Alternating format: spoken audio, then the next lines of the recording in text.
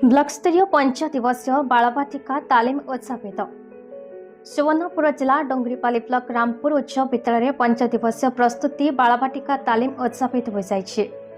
रामपुर उच्च विद्यालय वरिष्ठ शिक्षक विश्वनाथ मेहर द्वारा दीप प्रज्वलन पूर्वक उद्घाटित होता तालीम कार्यक्रम में साधनकर्मी भाव शिक्षक नारायण मेहर, कुशभोई कृष्णचंद्र बारिक और शिक्षयित्री तपस्विनी दास तालीम प्रदान करते। 56टी विद्यालय शिक्षक शिक्षयित्री जोगदे सक्रिय अंशग्रहण पूर्वक कार्यक्रम को उच्च कोटीर कर गढ़ी तोड़ते।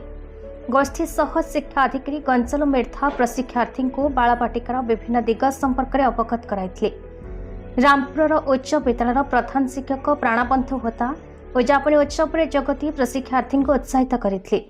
परिशेष आंचलिक साधन केन्द्र संयोजक प्रदीप्त किशोर दास धन्यवाद अर्पण करते।